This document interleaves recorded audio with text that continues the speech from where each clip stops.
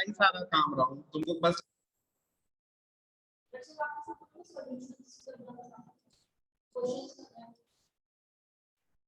तो मैं नोट्स बनाने को थोड़ी बोला हूँ, उसमें भी मैंने क्वेश्चंस लिख रखे हैं, वो क्वेश्चंस को तो बनाओगे, कॉपी करोगे। बेसिकली वो सारे क्वेश्चंस कौन से, अगर ध्यान से देखोगे तो एनसीईआरटी के ही क्वेश्चंस करवा रहा हूँ।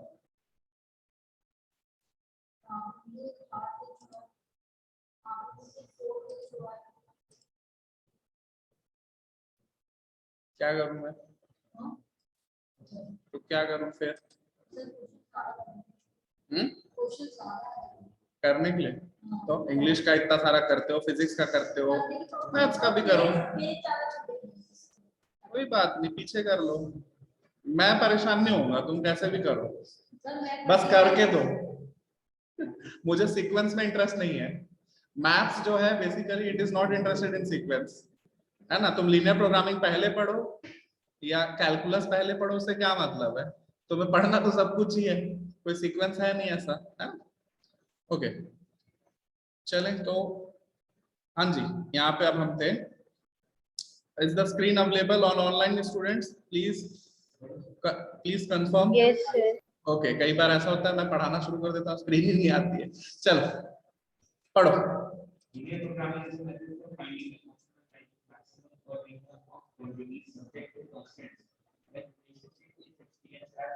एक्सपीरियंस नहीं बेटा, एक्सप्रेस। बेसिकली उसने लीनियर प्रोग्रामिंग का खाली डेफिनेशन दिया है तुम्हें बेवकूफ बनाने के लिए, तो बड़े खुश हो रहे हो कि केस स्टडी में तो आपको बहुत कुछ मिलेगा, कुछ भी नहीं मिल रहा है। ठीक है, हाँ चलो पहला क्वेश्चन का आंसर बताओ क्या है। मैंने पहले भी बोला है, दिल है कि मानता नहीं। The optimal value of the objective function is attained at which points? x axis पे ही खाली मिलता है क्या z की मैक्सिमम या मिनिमम वैल्यू? y एक्सिस पे ही मिलता है क्या? कॉर्नर पॉइंट्स पे मिलता है ना। तो क्या ऑप्शन होगा यहाँ पे, क्या टिक मारूंगा मैं?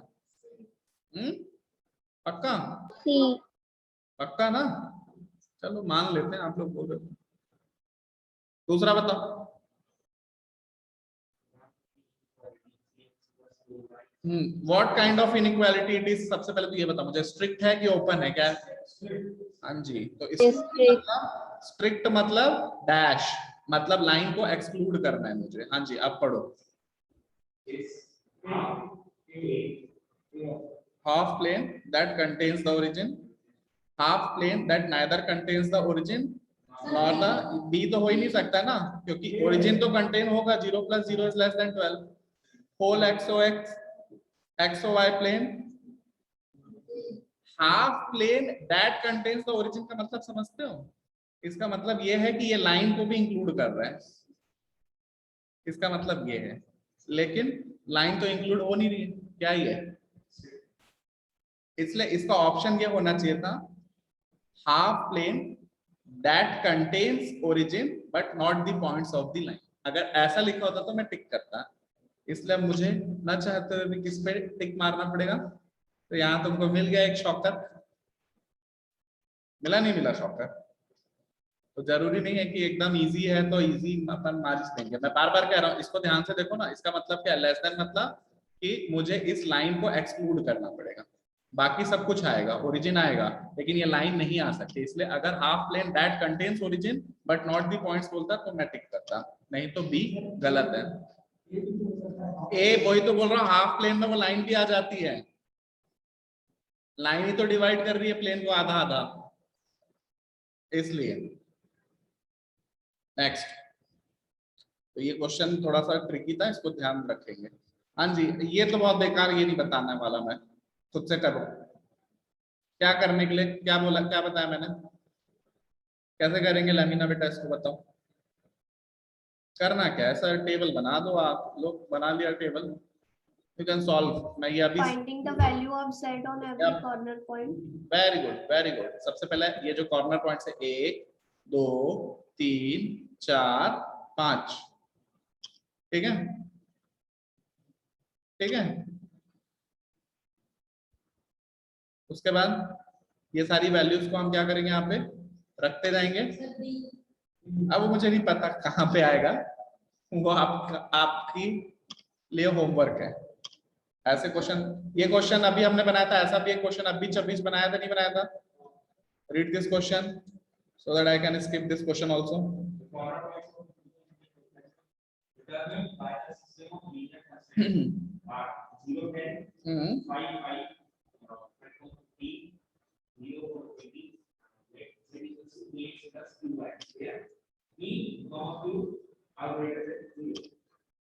मुझे इन दोनों में इंटरेस्ट नहीं है, रिडंडेंट डेटा है, मुझे इंटरेस्ट किसमें? इन दोनों में। दोनों पे z मैक्सिमम हो रहा है, रख दो value z is equal to z max is equal to 15p plus 15q, और दूसरी बार रखा तो 0p प्लस 20q। साफ दिख रहा है यहाँ पे 15q 20q, यहाँ पे 5 बचा, तो q is equal to 3p। Okay, किसका? खुद से बना सकते हो। जय श्री राम। यार ये तो मतलब क्लास 1-2 के बच्चे वाला काम हो रहा है अभी। मेरा काम क्या है? आपको मोटिवेट करना, बाकी प्रैक्टिस करना आपका काम है। मोटिवेट हो गए ना अच्छे से? एलपीपी के क्वेश्चंस बन रहे हैं नहीं बन रही है? इतना बता दो मुझे, बन जाएंगे? हाँ, प्रैक्टिस करना आपका काम है। हाँ जी, ये भी ऐसा मैंने अभी करवाया था, ये वाला क्वेश्चन तो अभी करा ही हमने, है ना? दूसरा ये क्वेश्चन भी याद करो, मैंने थ्योरी में जब पढ़ा रहा था तब मैंने बताया था, बस दीपा के बदले कोई लड़का था, इसको बोला था बाइक चला रहा है। यहाँ पे सेम क्वेश्चन है, बस उसने क्या कर दिया, अभी लड़की को दे दी स्कूटी चलाने के लिए, कार जो भी है। सेम क्वेश्चन पढ़ लो।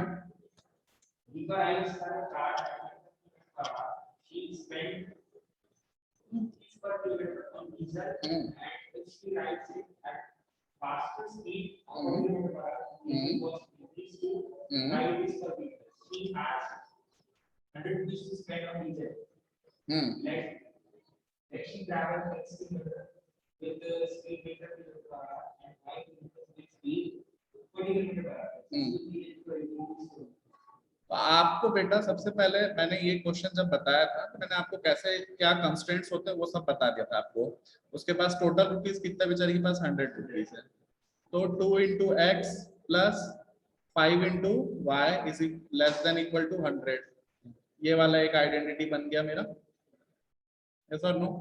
दूसरा उसके पास टाइम, तो x upon 25 time t1 to travel distance. यार वो टोटल डिस्टेंस ट्रैवल कर रही है x kilometre plus y kilometre, और ये कितनी स्पीड से कर रही है 25, और ये कितनी स्पीड से कर रही है 40। तो इसकी टाइम क्या होती है? मेरे को पता है, डिस्टेंस होता है स्पीड होता है क्या? Distance by time. तो टाइम क्या हो जाएगा? डिस्टेंस बाय स्पीड, इसलिए मैंने लिखा x by 25 plus y by 40 is less than equal to 1। यही वाला ये दूसरा लाइन बन गया। और ऑब्वियसली x नेगेटिव तो हो नहीं सकता, y नेगेटिव तो हो नहीं सकता, क्योंकि डिस्टेंस की बात हो रही है, डिस्प्लेसमेंट की बात नहीं हो रही है। तो ये मेरा फिजिबल रीजन हो गया। यहाँ पे आपको क्या निकालना है? कॉर्नर पॉइंट्स निकालना है। उसके बाद बाकी जो भी क्वेश्चन पूछा है वो आप खुद से उसको सॉल्व कर सकते हैं। ये आपके लिए होमवर्क है ऑनलाइन स्टूडेंट्स के लिए। ऑफलाइन को मैं ये क्वेश्चन नोट डाउन करवा दूंगा, ठीक है?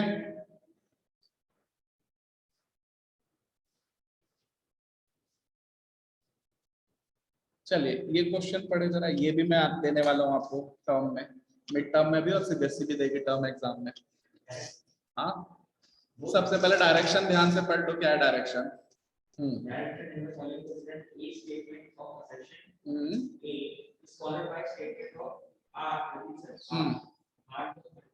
करेक्ट चॉइस है।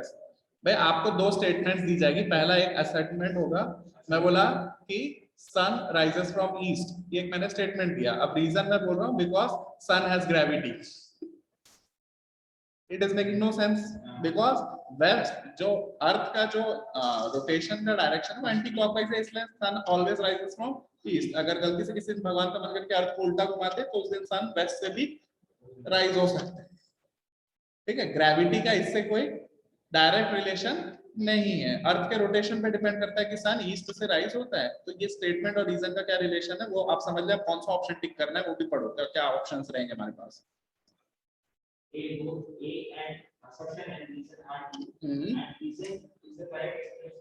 ठीक है, असर्शन भी सही है, रीजन भी सही है, और दोनों एक दूसरे से पूरी तरह लॉजिकली कनेक्टेड है, लिंक्ड है। दूसरा ठीक है, ट्रू तो है, रीजन भी सही है, लेकिन रीजन इसका असर्शन के लिए सही नहीं है, रीजन किसी और चीज के लिए है, असर्शन किसी और चीज के लिए है। तीसरा क्या है, ए सही है, आर गलत है, तीसरा ए गलत है और आर सही है, तो उसके हिसाब से आपको मार्क करना है। चलिए अब क्वेश्चन नंबर 1 पढ़ो।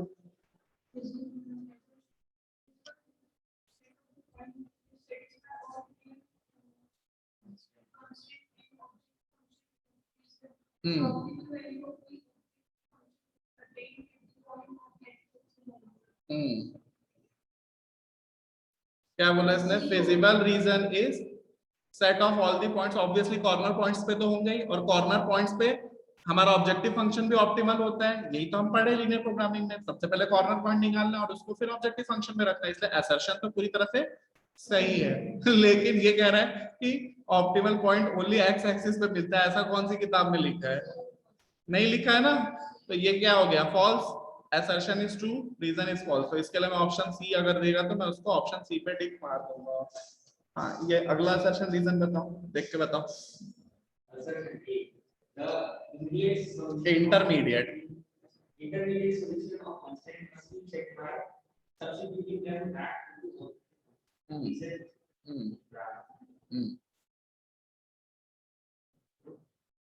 अब बताओ मेरे को क्या है, ए की बी की सी की डी, टाइम लो और बताओ मुझे क्या है इसका मतलब, क्यों ए intermediate solution of constraints must be checked by substituting them back into the objective function। ए सही है, बी भी सही है, बी देखो तो पहले 0 0, बी सही है क्या, बी तो सही नहीं है, 0 0 0 0 2 3 0 सही है, बी भी सही है, क्यों, वो उसी को तो वो कर रहा है ना, इस पूरे रीजन में जहां भी मैं रखूंगा वो ऑब्जेक्टिव फंक्शन को क्या करेगा, सेटिस्फाई करेगा, इसलिए इस असर्शन रीजन में मैं क्या टिक मारूंगा, देखो सी और डी तो वैसे ही गया, क्यों कि असर्शन भी सही है और यहाँ पे कॉर्नर पॉइंट्स क्या है, 1 2 3, यही तो बोल रहा है 0 2 0 0 3 0, तो रीजन भी सही है। अब असर्शन ही रीजन का सही है क्या, अरे भाई इसको अगर मैं ऑब्जेक्टिव फंक्शन में रखूंगा, कैसे रखूंगा, फिजिबल रीजन के किसी भी पॉइंट को अगर मैं ऑब्जेक्टिव फंक्शन में रखूंगा तो वो उसको सेटिस्फाई करेगा नहीं करेगा, यही तो कह रहा है, intermediate solution of the constraint must be checked by substituting back them into the objective function, इसलिए A is right, B is not, ये जो एक्सप्लेनेशन दे रहा है ये इसी का मतलब यही है, ठीक है। चलिए लास्ट, इस टाइप के कुछ क्वेश्चंस भी मैं देने वाला हूँ, ठीक है, अब क्योंकि टर्म एग्जाम में तो नहीं आएगा एमसीक्यू उसके अलावा कुछ भी, लेकिन मिड टर्म एग्जाम में तो आपका सब्जेक्टिव क्वेश्चंस भी आएगा, तो एक क्वेश्चन लास्ट आज इसको बना लेते हैं हम, बहुत सारे क्वेश्चंस आज हमने बनाए, इस लास्ट क्वेश्चन क्या बोल रहा है, क्वेश्चन बताओ।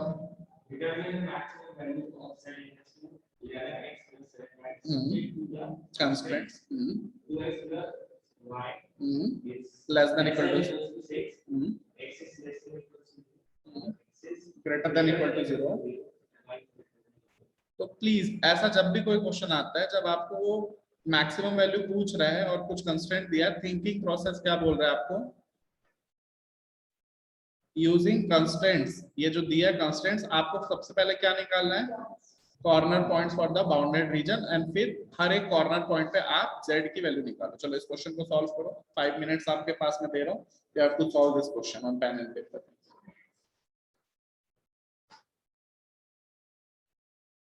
कैसे बनेगा क्वेश्चन, वहां पे मैंने ऑलरेडी थिंकिंग प्रोसेस के रूप में लिख कर दिया है आपको कि क्या सोचना है यहाँ पे, कैसे बनेगा, कंस्ट्रेंट्स दिया ना, तो कंस्ट्रेंट्स को पहले ग्राफिकली प्लॉट करेंगे, मेरे पास कितने हैं, 2x plus y equal to less than equal to 6, एक x less than equal to 2, x greater than 0, y greater than 0, तो मतलब जाहिर सी बात है कि वो फर्स्ट उसकी ही बात कर रहा है, yes or no। अभी x less than equal to 2 का क्या मतलब है कि x equal to 2 के लेफ्ट साइड वाला सारा reason, and 2x plus y, अगर मैं इसको प्लॉट करूं 2x plus y को,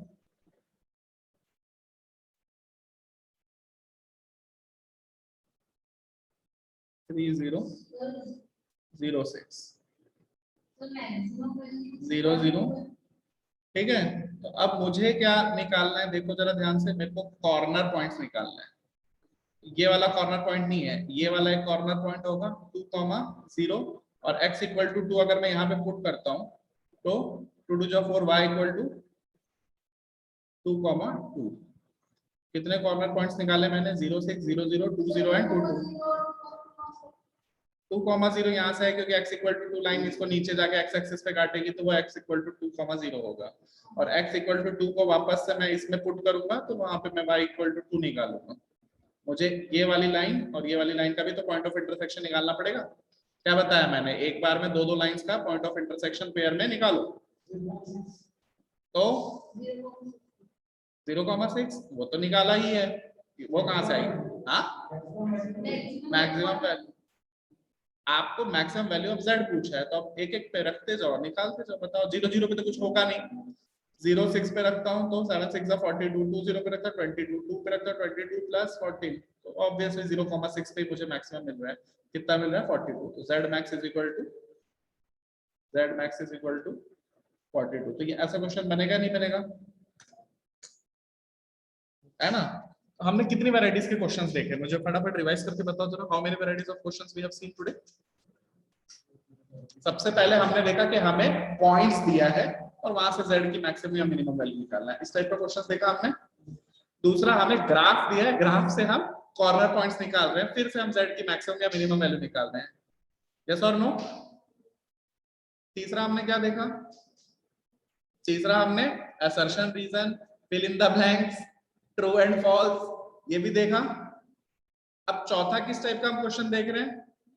किस टाइप का क्वेश्चन देख रहे हैं हम चौथा? जहां पे हमको मैक्सिमम मतलब ऑब्जेक्टिव फंक्शन दे दिया है और हमको कांस्टेंट दिया। अब मुझे कॉर्नर पॉइंट भी नहीं दिया और मुझे ग्राफ भी नहीं दिया, तो ये थोड़ा सा टफ हो गया। तो सबसे पहले मैंने क्या निकाला? यहाँ पे कॉर्नर पॉइंट्स निकाला और कॉर्नर पॉइंट्स निकालने के बाद अब फिर मैं z की वैल्यू निकाला। This question is for homework, इसको लिखो और इसको आप घर पे होमवर्क के तौर पे सॉल्व करेंगे। That's all from my end for today.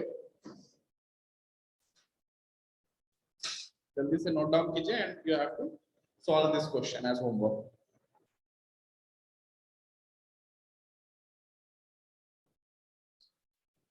So officially also linear programming is completed by me. ठीक है? Linear programming is completed by me. In the next period, जो फोर्थ पीरियड है हमारा, वहां पे हम क्या स्टार्ट करेंगे? फिर से आप मैट्रिसेस। ठीक है बच्चे? एलपीपी समझ में आया अच्छे से? स्कोर कर लो। कर पाओगे नहीं कर पाओगे? बहुत इजी है। ठीक है? That's it from my end for today. Solve this question on your own. If you have any doubts, you can raise your doubts on WhatsApp group. I'll be more than happy to solve it out for you guys and girls. ठीक है?